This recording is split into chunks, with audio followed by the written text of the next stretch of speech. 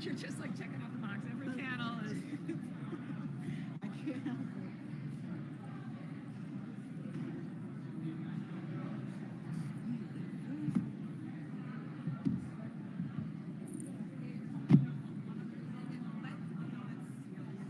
Yeah, I will. Okay. A lot of people have asked, and I think the table kind of hides. Yeah.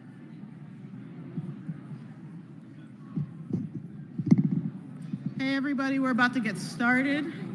Can people in the back hear me all right? Perfect, thank you.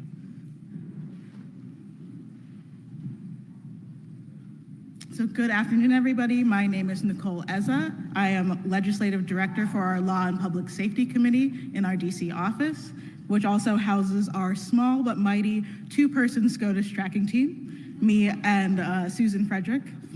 So we'll kind of go over a handful of cases today with time at the end of the presentation for questions. On each table, there will be some note cards and some pens. Please write down any questions that you have, and NCSL staff will collect them. So if you have a question, just write it down, stick your hand up in the air with the note card, and an NCSL staff member will come collect it, and then we'll do Q&A at the end. This session is eligible for CLE.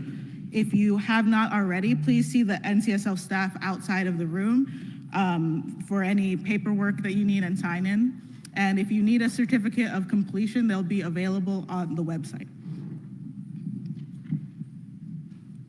So without further ado, let me introduce our speaker for today. Until September 2016, Amy Howe served as the editor and a reporter for SCOTUS blog. And since then, she continues to serve as the blog's primary reporter, and I am very grateful to her because I don't think I would have passed my constitutional law class without her.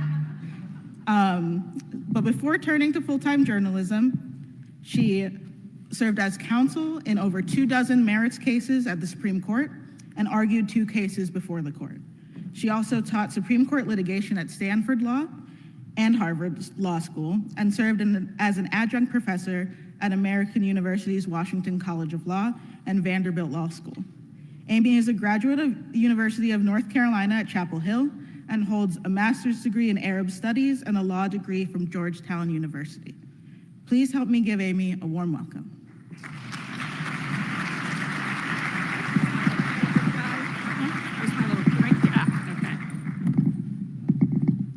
Thank you very much. It's great to be here. Hopefully that will stop. All right, I've got my little clicker guy, so hopefully this will work. All right, fantastic. And please yell at me if I forget to click forward, as I often do. It looks like a lot of you need CLE credits really badly, but I'm still glad to be here. I'm going to be talking, as Nicole said, about some of the cases that the court decided during its 2024-2025 term. Before I do that, I want to acknowledge there's a little bit of a disconnect because when I look back and think about this term that is ending or just ended, depending on your definition of when the term ends, one of the things that I'm going to be thinking most about is, in fact, the court's emergency docket, sometimes known as the shadow docket. The cases that don't go through the normal merits docket process. The court normally does not hear oral arguments and issue a decision in open court. The court was extremely active on the emergency docket this term, and in particular, the Trump administration was very active on the emergency docket. And just to give you a little bit of context, between January 20th, when the inauguration happened, and the summer recess on June 30th, the Trump administration filed more requests for more than twice as many requests for emergency relief than the George W. Bush and Obama administrations filed in 16 years. So it was really sort of a separate orders of magnitude from what it had been in the past. The Trump administration was extraordinarily successful in seeking relief on the court's emergency docket, and I'm happy to answer questions about that if you have them later. One of the cases, one of the highest profile cases of the court's term, actually came to the court on its emergency docket, and that was Trump versus Casa. Many people know it as the birthright citizenship case because it came to the court as 3 separate requests, although they were virtually identical, by the Trump administration to pause 3 district court rulings that prohibited the federal government from enforcing President Trump's order signed shortly after his inauguration, ending birthright citizenship. The Supreme Court in this case did not actually decide whether or not the birthright citizenship order is unconstitutional. It left that question for another day, possibly this coming term.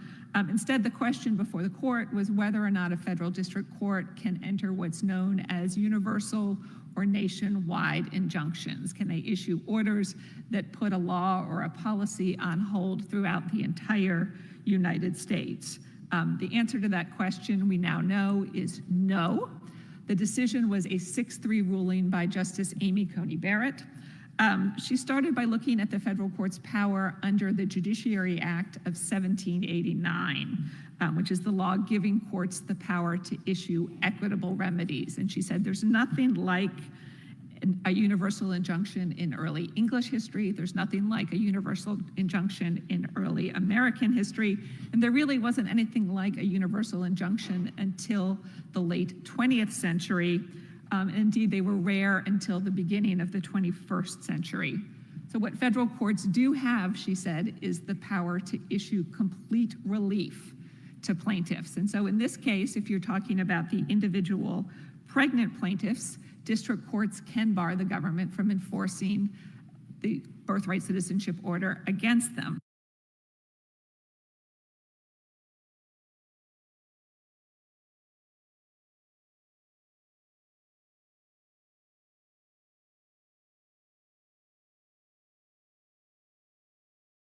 And the Supreme Court ultimately did not decide that question, instead sending it back to the lower courts for them to make that decision. The states said that they needed a blanket ban on enforcement of the birthright citizenship order because babies could be born outside their state in another state where the order was in place and not have birthright citizenship and then move to their state or vice versa. The government said that the courts could adopt narrower relief. The court said, we're not going to decide that question right now. Justice Barrett spent several pages responding to a dissent by Justice Ketanji Brown Jackson, which I'll discuss in a second. There are a couple of concurring opinions, and I think each of them is worth discussing very briefly. Concurring opinion by Justice Thomas, joined by Justice Gorsuch, said there may be cases in which a blanket ban is necessary, but those cases should be rare. Justice Alito said, we want to make sure that there are not 2 potential loopholes to the court's ruling. The first is whether or not states can bring the lawsuit on behalf of their residents, and the second is whether or not you can sort of get around the ban on universal injunctions by bringing a case as a class action. And courts should be very careful when they're certifying a class. And then finally, Justice Kavanaugh wrote a concurring opinion that was maybe the most interesting one, because he said what's really at stake here is that when you have these challenges to a law or a policy, particularly one enacted by the federal government, and the litigation could take months or even years before there's a final resolution of the case, the real question is, what is the interim rule that's going to be in place while the litigation continues? And who should decide what that interim rule should be?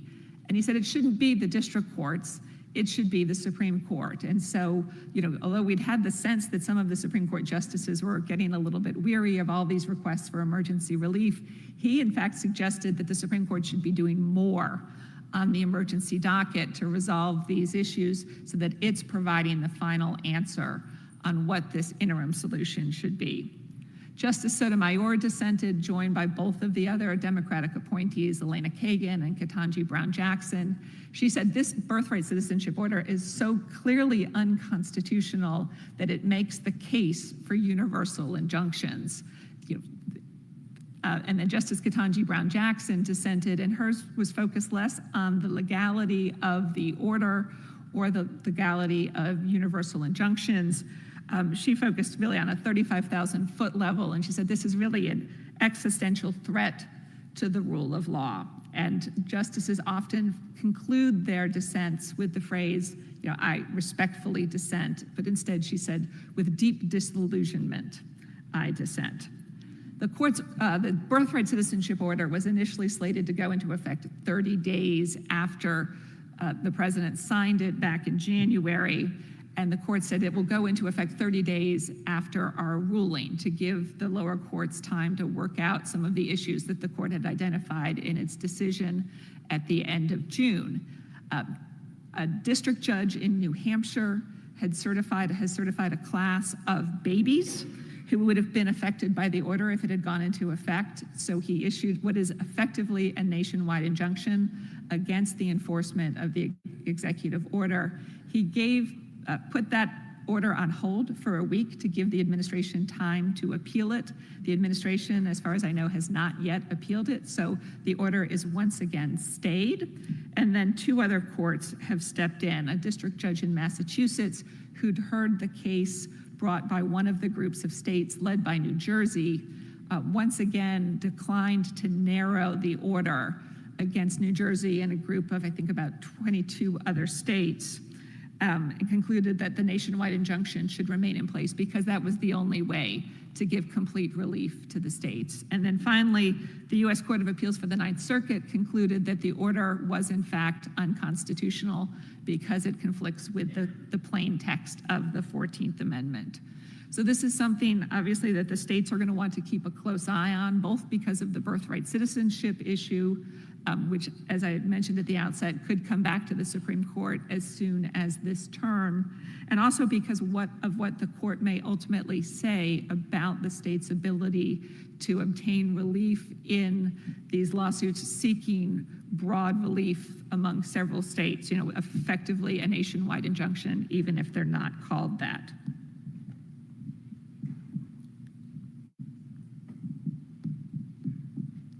Just a second, I apologize. All right, let me get my clicker handy. The next case I'm going to talk about is a case called Free Speech Coalition versus Paxton. It is a challenge to a Texas law that requires anyone wanting access to pornography sites to verify their age before they can get access to that technology. The Court of Appeals, in reviewing the law, had applied rational basis review, the least stringent form of constitutional review. The Supreme Court upheld that decision, although it was a little bit of a Goldilocks decision. It upheld the law. It rejected the Court of Appeals' use of rational basis review. It rejected the challenger's contention that they should have used strict scrutiny, the most stringent form of constitutional review, and instead arrived at the just right solution of heightened scrutiny. The law was enacted in 2023. As I said, requires websites to verify the age of their users if 1/3 or more of their content is, quote, harmful to minors. So an adult industry trade group, the Free Speech Coalition, went to federal court to challenge it. A federal judge in Texas found that the law likely violated the First Amendment and put the law on hold, but the Fifth Circuit put that ruling on hold, which would have allowed the state to enforce the law. The Supreme Court agreed to weigh in, and the Free Speech Coalition pointed to the Supreme Court's 2004 ruling in a case called Ashcroft versus ACLU, in which the justices applied strict scrutiny and invalidated a federal law that made it a crime to post online content that is harmful to minors for commercial purposes.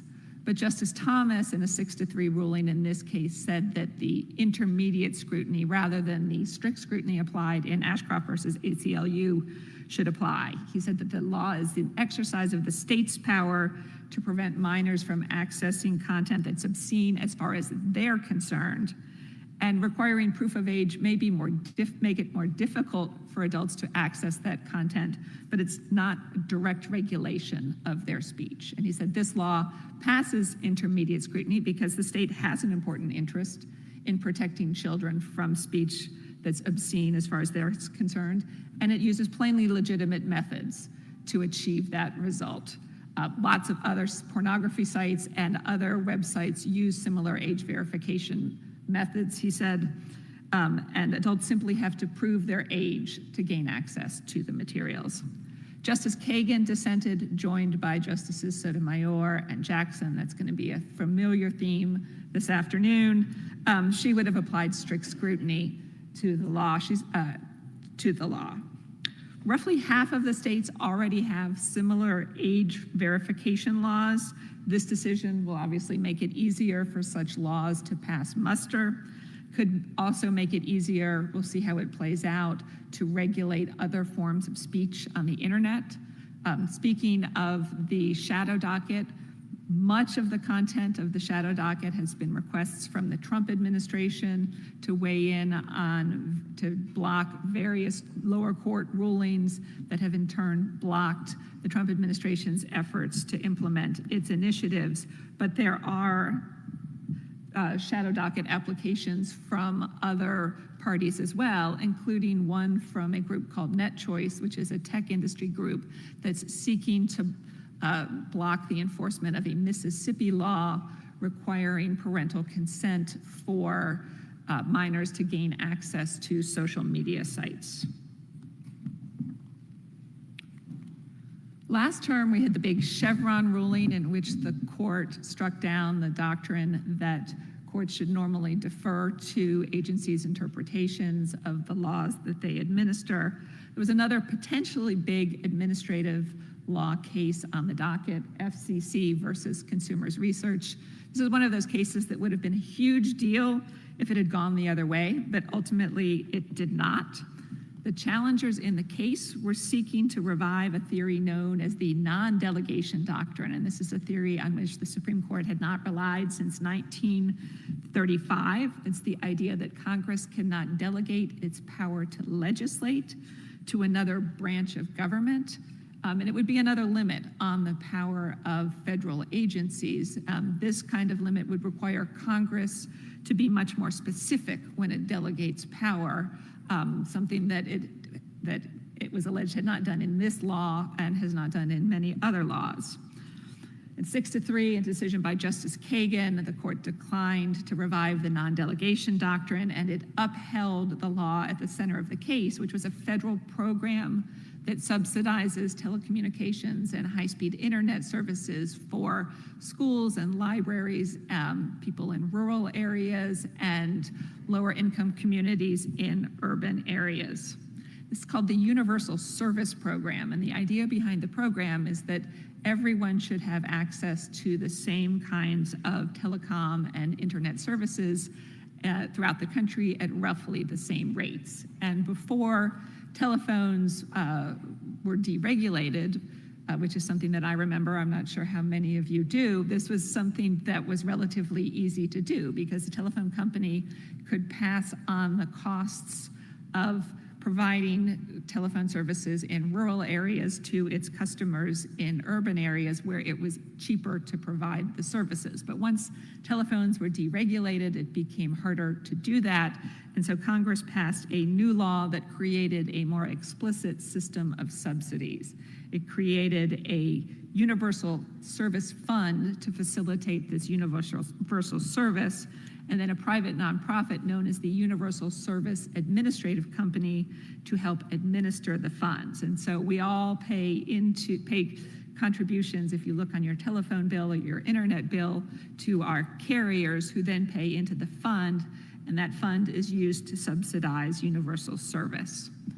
A consumer watchdog group called Consumers Research went to a couple of different federal courts around the country challenging different contributions at different periods in time, and it was successful in the Fifth Circuit, which agreed that the contributions to the fund violate Article 1, Section 1 of the Constitution, which gives Congress the sole power to legislate. This was a decision by Judge Andrew Oldham, who is often mentioned as someone on this short list if there were to be a retirement on the Supreme Court during Donald Trump's second term in office. And he said Congress may have violated the non-delegation doctrine when it gave the FCC the power to set the amount of the contributions to the fund without giving it an intelligible principle, which is the touchstone of the non-delegation doctrine, to guide it. It may have also violated the non-delegation doctrine by outsourcing the power to set fees to the Universal Service Administrative Company, but at the very least, the combination of those two maybe violations equal a violation of the Constitution.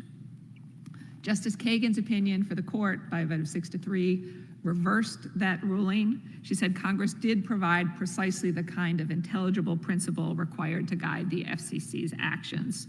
The Telecommunications Act of 1996 instructs the FCC to collect sufficient funds to support the universal service programs, and then the law provides other standards for running the programs. Justice Gorsuch, who in earlier decisions has been one of the main advocates for reviving the non-delegation doctrine, dissented in a decision that was joined by Justices Thomas and Alito. He said that this program conflicts with Congress's command, the Constitution's command, that Congress may not transfer to another branch powers that are strictly and exclusively legislative.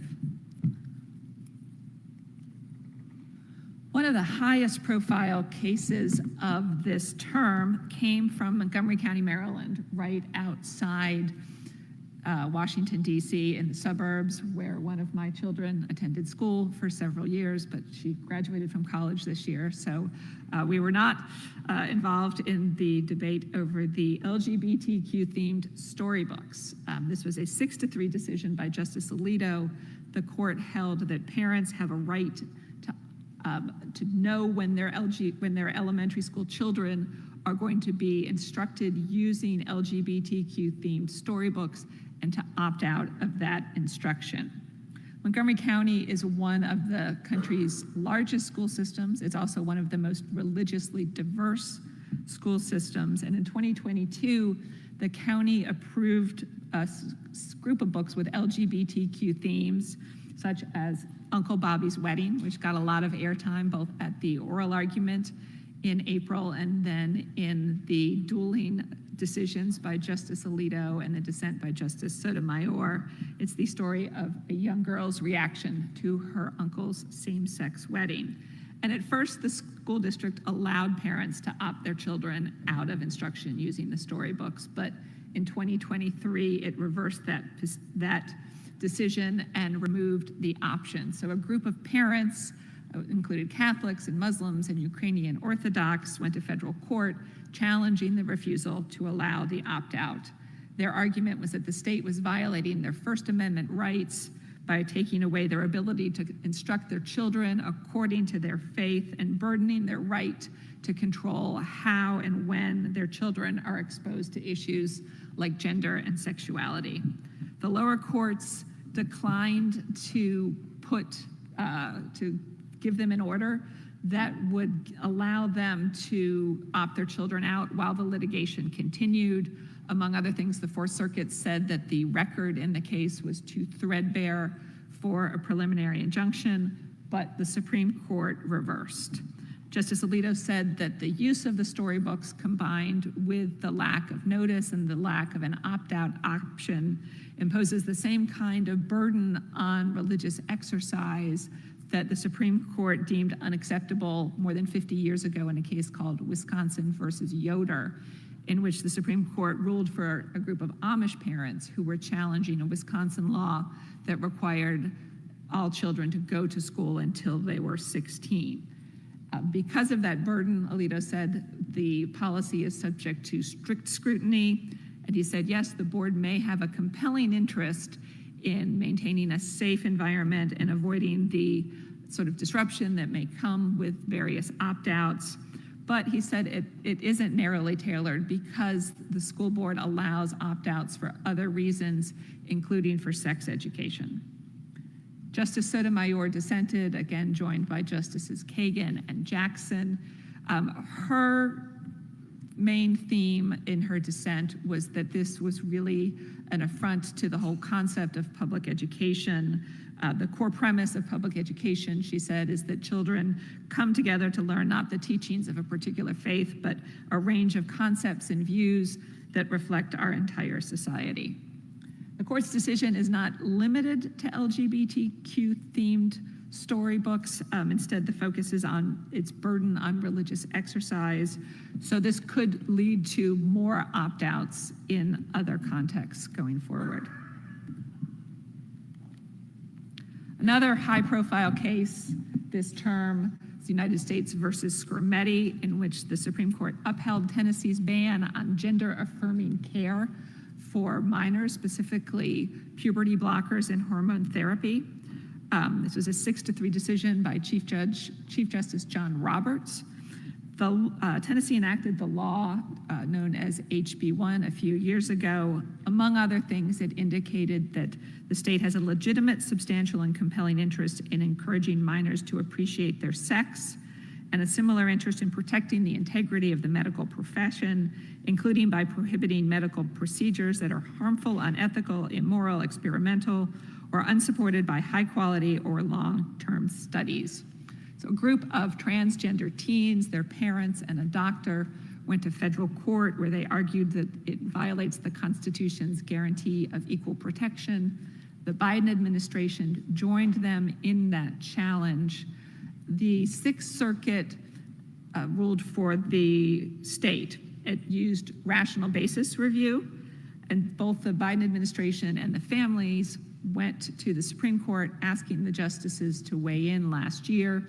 The justices granted the Biden administration's petition for review. It did not grant the family's petition, which included a question about whether or not their law violates parents' rights to make decisions about medical care for their children. The argument in the Supreme Court was that Tennessee's law is subject, again, to a more stringent standard of review. Many of these cases this term were about the standard of review, because if you win on the standard of review, you often can win the case. They argued that it was subject to heightened scrutiny because it classifies based on sex. They said whether or not you are eligible for the care depends on the sex that you're assigned at birth. A trans male teenager, for example, can't receive puberty blockers or hormone therapy under the law, but a cisgender male teenager can receive the same medical treatments, but for a different purpose. They also pointed to the court's 2020 decision in Bostock versus Clayton County, Georgia, in which the court ruled 6-3 in a decision by Justice Gorsuch that federal employment discrimination laws apply to LGBTQ employees. And the plaintiff in one of those cases, Amy Stevens, was a funeral director who was fired after she came out and announced that she planned to come to work dressed as a woman. And so the theory is that she was discriminated against because of her sex, because if she had been a cisgender woman, she would not have been fired for coming to work dressed as a woman. The final argument that they made was that transgender people are a quasi-suspect class because they've been the victims of discrimination. They are a discrete and identifiable minority, and they have not been able to vindicate their rights through the political process. The majority agreed with the Sixth Circuit that the law was subject to rational basis review rather than heightened scrutiny, and it ultimately upheld the law. Roberts rejected the idea that the law draws distinctions based on sex. Instead, he said the law draws distinctions based on age, because it applies to minors, and the purpose for which the medical treatments are being used. It bars healthcare providers from providing certain drugs to minors for specific medical uses. He said, we don't need to decide whether or not transgender people are a discrete minority, whether they're a quasi-suspect class. We don't need to decide whether or not Bostock applies here. And the law survives a rational basis review because Tennessee concluded that there's an ongoing debate among medical experts about the risks and benefits of hormone therapy and puberty blockers for transgender minors, and its law responds directly to that uncertainty. Justice Barrett wrote a concurring opinion, which was joined by Justice Thomas. She would have gone one step further than the majority and concluded that transgender people are not a suspect class. Justice Sotomayor dissented, once again joined by Justices Kagan and Jackson. She said that she argued that the majority's reasoning was circular. The medical purpose that the law prohibits is defined based on the patient's sex as defined at birth. Whether or not a patient can receive a treatment depends on whether it serves the medical purpose of helping the minor live or appear inconsistent with the minor's sex.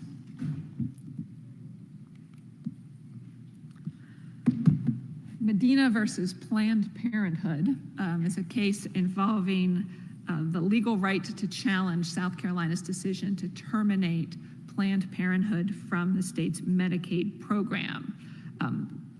Planned Parenthood and other healthcare providers that provide abortions were already not eligible to receive funds for abortion, but this was a 2018 decision by South Carolina's Governor, Henry McMaster, to prohibit Planned Parenthood from participating in the Medicaid program altogether. The rationale was that money is fungible, so if you are allowing Planned Parenthood and other abortion clinics to participate in the state's Medicaid program, that you're effectively subsidizing abortion. The plaintiffs in this case were Planned Parenthood and a South Carolina woman named Julie Edwards, who has diabetes. She went to Planned Parenthood for birth control, but says that she would have liked to have gone back for other health care that Planned Parenthood provides, such as screenings for cancer and high blood pressure. She filed a lawsuit in South Carolina federal court under federal civil rights laws, and she argued that the order to terminate Planned Parenthood from the Medicaid program violates a provision of the Medicaid law that allows any patient who is eligible for Medicaid to seek care from any qualified provider. The Fourth Circuit agreed with Planned Parenthood and Edwards. In a decision by J. Harvey Wilkinson, a judge who was appointed by George H.W. Bush, he ruled that the Medicaid Act creates individual rights that can be enforced under federal civil rights laws, and that the law bars South Carolina from terminating Planned Parenthood. South Carolina came to the Supreme Court asking the justices to decide whether or not Planned Parenthood and Edwards had the right to bring their lawsuit at all. The answer is no.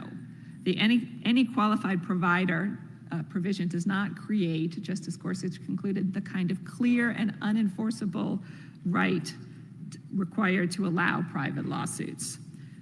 Justice Gorsuch said, federal civil rights laws, to be sure, allow private individuals to bring a lawsuit alleging the violation of a constitutional right or a federal law, but not all federal laws create rights that can lead to a lawsuit under federal civil rights laws. And he said that's particularly true when you're talking about a law like the Medicaid laws that are enacted under Congress's spending power, so that Congress is giving the states federal money in exchange for the state's compliance with certain conditions. Normally, Justice Gorsuch emphasized when a state fails to comply with those conditions, the only remedy is for the federal government to terminate the funds. And so he said it's a high bar for a private plaintiff to be able to bring a lawsuit alleging a violation of a law enacted under the spending clause. The plaintiff has to show that the law clearly and unambiguously reflects Congress's intent to provide an individual right to sue, because only that kind of language give the states the kind of notice they need that if they accept those funds, they could be subject to a lawsuit. And Gorsuch concluded the any qualified provider provision does not meet this high bar. He said if Congress wants a different result, it can always amend the any qualified provider provision to make clear that private lawsuits are allowed. Justice Thomas wrote a concurring opinion in which he suggested that for purposes of federal civil rights laws, the court should be interpreting what constitutes a right much more narrowly. Then Justice Jackson wrote the dissenting opinion in this case, joined by Justices Sotomayor and Kagan. She made two arguments. One was sort of a small argument in the sense that it was related to this case. She accuses the majority of taking away the very personal right to choose your own doctor. And then on the sort of the 35,000 foot level, she said this decision will weaken civil rights laws more broadly. Critics of this decision say that private enforcement is very important for Medicaid statutes because the federal government doesn't have the resources to monitor compliance with the Medicaid laws, and even if it did, the only option would be to terminate the funds that go to a particular state, which would be worse for Medicaid beneficiaries than not being able to see their own doctors. Next up, another case that had the potential to be a big case. It got a lot of press going into the decision, going into the argument in the decision, not so much coming out of it. A case called Ames versus Ohio Department of Youth Services. It's about reverse discrimination cases. The court ultimately held that the same standards apply whether you're talking about a sort of traditional discrimination case or a reverse discrimination case. Part of the reason that it proved to make fewer ripples than expected was because even the state, by the time the oral argument rolled around, was in what Justice Gorsuch called radical agreement that the same standards apply to all plaintiffs. The plaintiff in the case was a woman named Marlene Ames, who worked at the Ohio Department of Youth Services, and as of 2018 was working as a program administrator. She received good evaluations from her supervisor, and then in 2019 she applied for a promotion, which she did not get. Eventually the department hired a gay woman for that job. She was demoted, Ames was, to a position that she had held before at a substantially lower salary, and then the department hired a gay man for the job that she had once held. So she went to court alleging that she was the victim of discrimination based on her sexual orientation. The Sixth Circuit ruled for the department. It used the three-step test that the Supreme Court has developed for disparate treatment claims, known as the McDonnell-Douglas test, when the plaintiff does not have direct evidence of discrimination. And at the first step, the plaintiff has to show that the defendant acted with a discriminatory motive. And the Sixth Circuit said, if you are the plaintiff in a reverse discrimination case, at this step, you also have to show background circumstances to support the suspicion that the defendant is that unusual employer who discriminates against the majority. Usually the Sixth Circuit said you can do this either by showing that the decision maker in the case was the member of a majority of the minority group, so in this case it would be an LGBTQ person, or statistics to show that there was a pattern of discrimination against the majority group. But Ames can't do either one in this case, the Sixth Circuit said, and so it ruled for the department. Ames appealed to the Supreme Court, which reversed. Justice Ketanji Brown Jackson wrote for the unanimous court and said federal law bars discrimination based on race, color, religion, sex, or national origin, period. It provides the same protection to everyone without distinguishing between members of the minority and the majority. There was a concurring opinion, perhaps the potentially most interesting part of the case, concurring opinion by Justice Thomas, joined by Justice Gorsuch, that said that the court should consider overruling the McDonnell-Douglas test altogether because it doesn't have any basis in federal employment discrimination law, and it has proved difficult for courts to apply. Having said that, back in March, the Supreme Court turned down a petition for review over a dissent by Thomas and Gorsuch that asked the justices to weigh in on exactly that question. So it seems like there may not be at least 4 justices who are ready to do that quite yet. My clicker.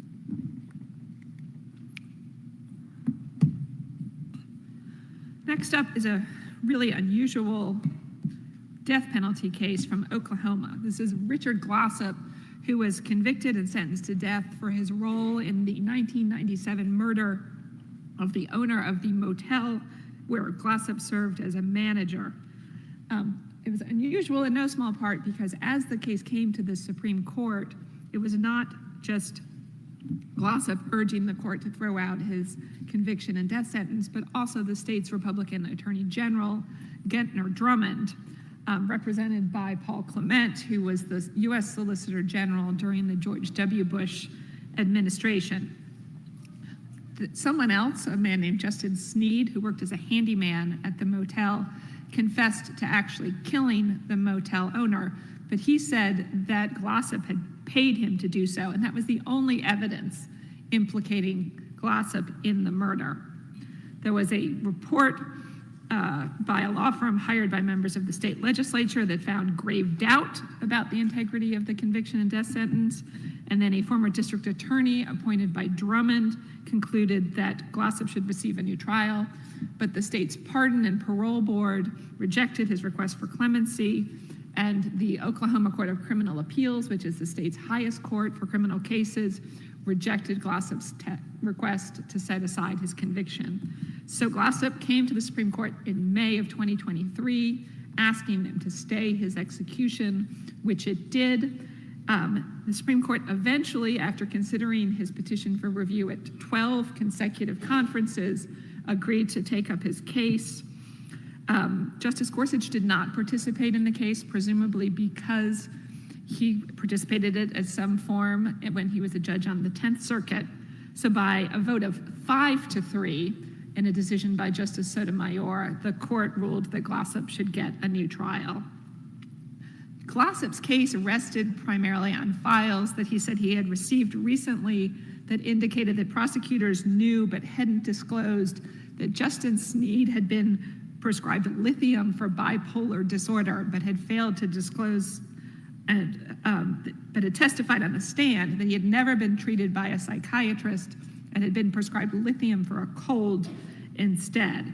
And the majority agreed with Glossip, it's NyQuil or Delsym or lithium. Majority agreed that prosecutors violated their obligation to correct false testimony. This is a 1959 case called Napoo versus Illinois. And there was a chance, because remember, Sneed's testimony was the only thing implicating Glossip in the murder, that if the false testimony had been corrected, that Glossip would not have been convicted and sentenced to death. Justice Barrett concurred in part and dissented in part. She agreed the Supreme Court could review the case. There was an additional complicated state law question, but believed that the court should not have ordered a new trial. She would have sent the case back for the lower courts instead, for them to make findings about the significance of some of the new evidence, because the justices were literally parsing the notes on the side of a page to try to figure out what the notes taken by prosecutors during an interview with Sneed might have meant. And then Justice Thomas dissented, joined in part by Alito and by Barrett. A little bit of a postscript to this case. After the decision, Gettner-Drummond announced that he planned to retry Glossip on first-degree murder charges, but would not seek the death penalty. And then the website The Intercept reported that Glossip's attorneys say Drummond is going back with that announcement on a 2023 agreement that they had with him, that if his conviction were thrown out, Glossip would plead guilty to being an accessory after the fact and be given credit for time served. So it sounds like the story may continue to play out in Oklahoma. So those are all the cases I'm covering from the 2024-2025 term. One of the sort of, I don't know, call it issues that got a lot of attention, particularly towards the end of the term, was the sort of the relationship between Ketanji Brown Jackson and Justice Amy Coney Barrett. They were definitely the two most interesting members of the court during the term. I think that's in part just because they are the newest members of the term, and at least for the press corps, we feel like we're still getting to know them and learn more about them, and they're finding their voices on the court. A little bit of that comes from the fact that this spring, Jodi Kantor of the New York Times wrote a story suggesting that Justice Barrett was showing signs of a leftward drift and that conservatives were unhappy with her. Having said that, this term, she not only voted with the majority in Trump versus Casa, but wrote the opinion for the court. suggesting a high level of confidence by the Chief Justice John Roberts in her, because he would have been the one to sign the decision to her. And she voted with the majority in some of the other high-profile cases like Mahmoud versus Taylor and United States versus Skrmetti, in which you may recall, as I said, she would have gone further than the majority and find that transgender people are not a quasi-suspect class. Justice Barrett finished her third term on the court, succeeding Justice Breyer. She was the justice who was the least likely to be in the majority during this term, and she wrote a lot.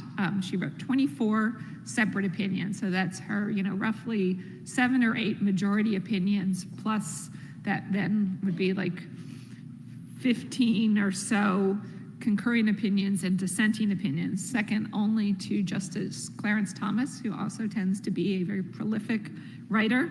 She said in one of her speaking engagements since the end of the term that she is not afraid to use her voice.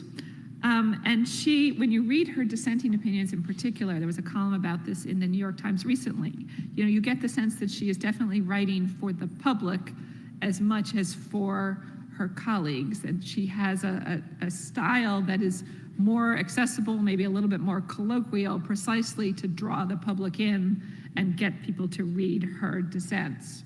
As her dissents also drew Justice Barrett's criticism. In the Casa opinion, she had some strong words for the majority had some strong words for her. I'll be interested to see when they often discuss how everyone gets along well, that what they say on paper stays on paper, but it will be interesting, and we'll be following the relationship between those two next year. The justices are not, having dealt with a couple of sort of hot button social issues, the transgender care for minors and the LGBTQ themed storybooks, we're not afraid to wade into the culture wars once again. They agreed at the very end of June or early July to weigh in on the constitutionality of state laws banning transgender athletes from women and girls sports teams. They took up a pair of cases. One is from Idaho involving a transgender woman who wanted to participate on the track and field and cross-country teams at Boise State University there. The other one is a transgender teenage girl in West Virginia who wants to compete on sports teams at her middle school. And so both athletes were challenging their state laws, and in both cases they won. The Ninth Circuit ruled that the Idaho law violates the Constitution's Equal Protection Clause. The Fourth Circuit ruled that West Virginia's law violates Title IX because it discriminates based on her sex.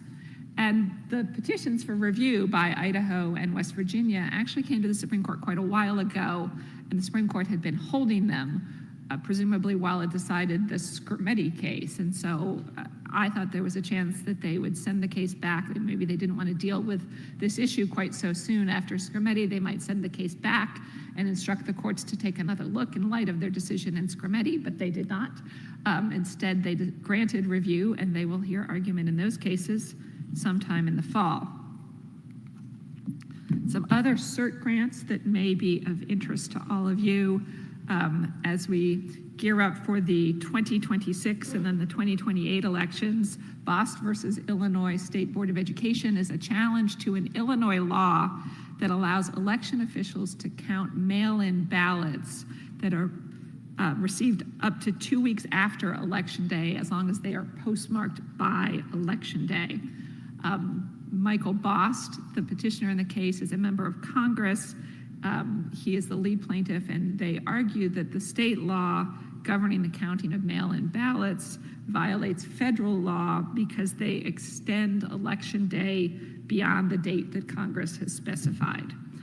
They also violate the Constitution, Bost says, because the state laws dilute their votes with untimely ballots. The lower courts dismissed the case, concluding that Bost and the other plaintiffs lacked standing to sue. So now the Supreme Court will weigh in on the standing question, I imagine with a decision sometime early next year.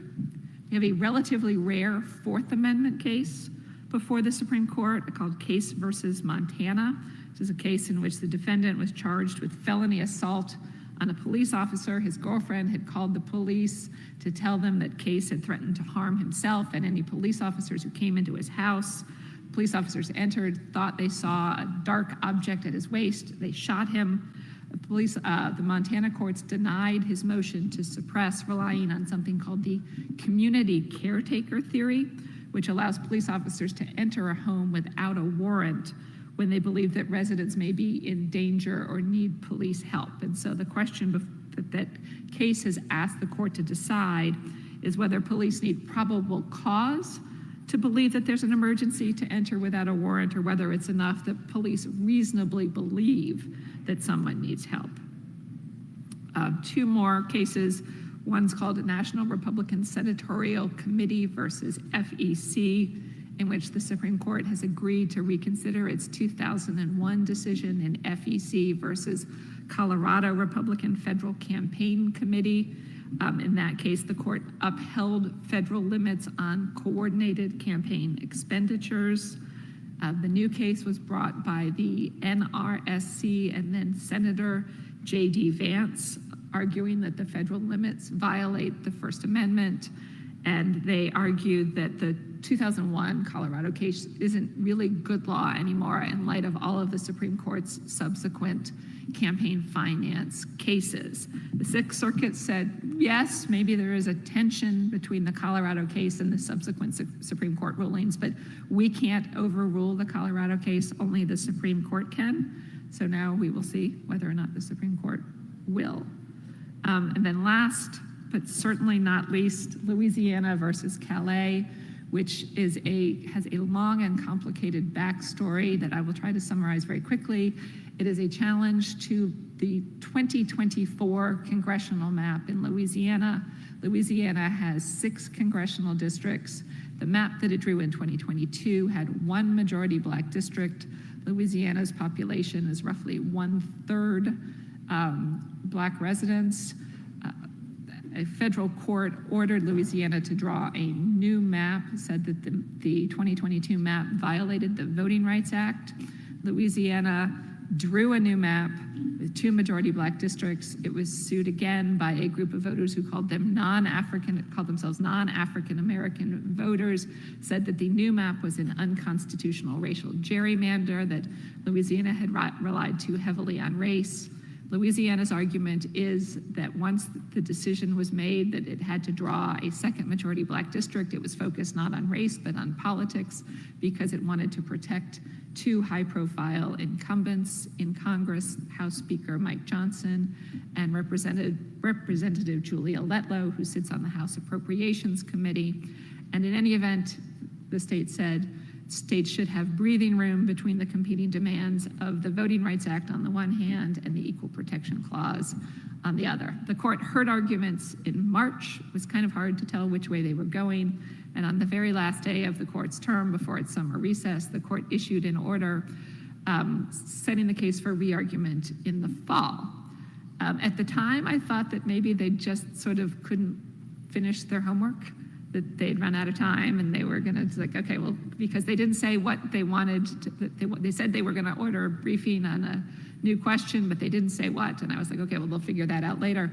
And then on Friday at around 5:15 p.m. last Friday, the court issued an order asking the parties to brief the question of whether or not the intentional drawing of a second majority Black district in Louisiana violates the Constitution. Suggesting that they are interested in whether or not Section 2 of the Voting Rights Act is itself unconstitutional. So it seems like maybe there was more going on than I had expected. So that case is likely to be argued in the fall with a decision to follow sometime next year. And now, questions.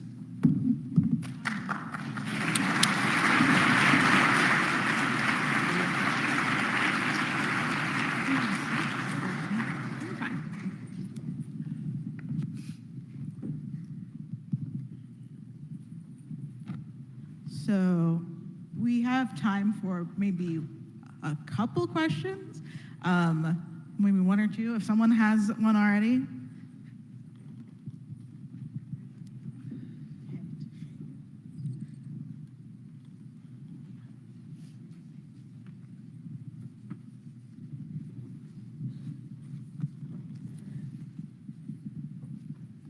So first question we have is, what city is the Case versus Montana case? What city? What city does it originate in? I don't know, I'm sorry. It's okay.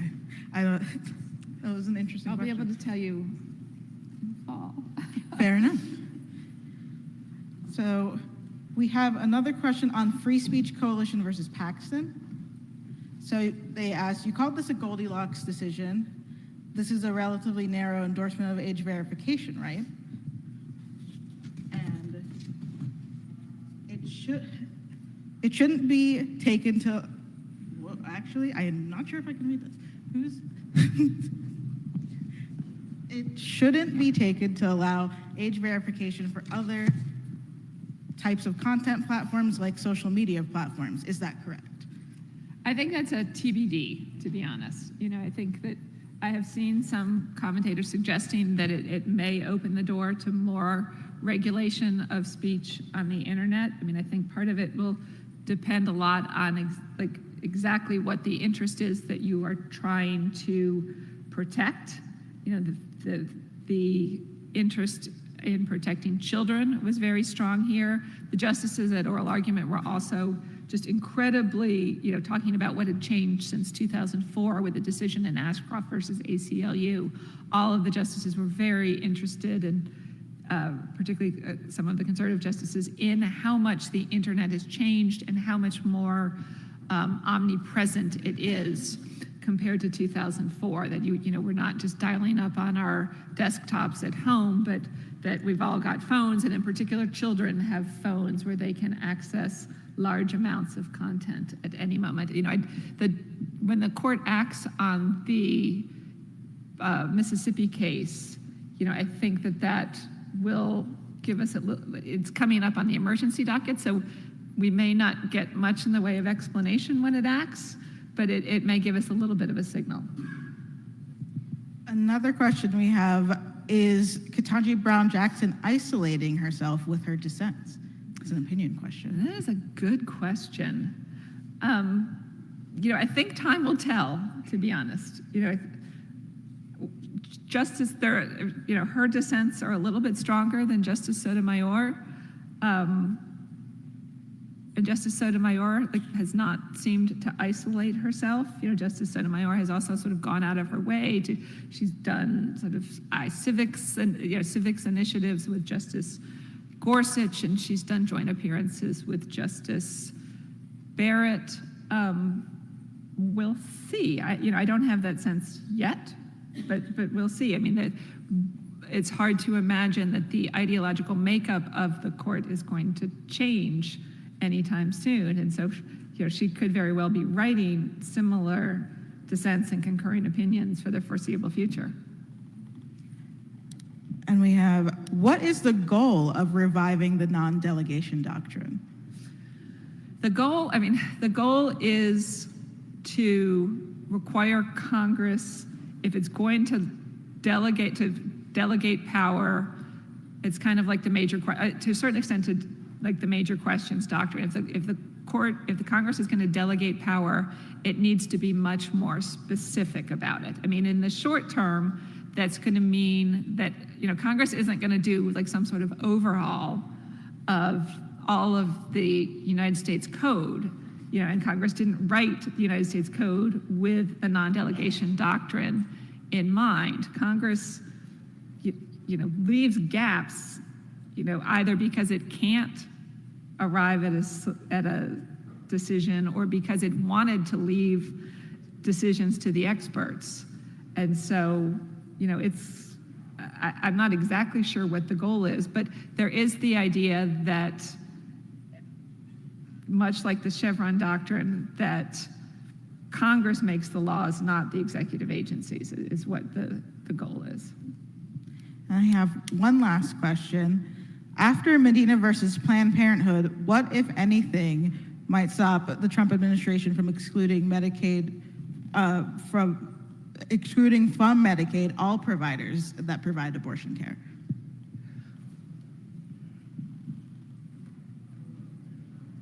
I mean, I think the short answer is I'm not sure that there is anything. I mean, I think states could do it on an individual. I'm not sure about I don't know enough about Medicaid to know the federal state, but certainly I think that states could do it. And the Trump administration is probably, if the enforcement falls to the federal government, this is probably not a priority for the Trump administration, to say the least. We have one more on Medina. I'll read it. It says, has Congress ever amended a law by giving notice of permission to sue? And if so, when? I don't know the answer to that. It's a good question. But that is the sort of thing that, that's frequently when you talk about the Supreme Court and when they're dealing with statutory interpretation, that is frequently part of the answer, whether is that this is not the Constitution. If this is something that Congress wanted to do, it can. Whether or not Congress will is another matter.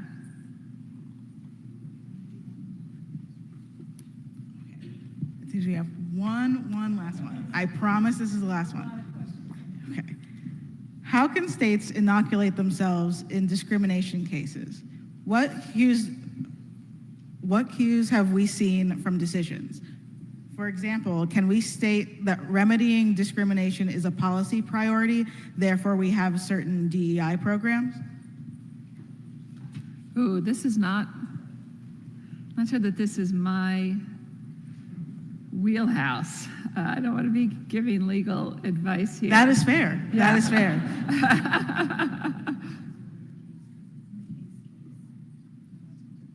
Yeah, we do have an answer for where the case. Google has spoken. Anaconda, Montana is where it's from. But I think that's fair. That is a little bit too far onto the a legal question. Yeah. That is. Okay, well, now I'm not going to forget Anaconda, Montana, because But I know this was an interesting Q&A, but thank you so much, Amy, for being here, and thanks, everybody.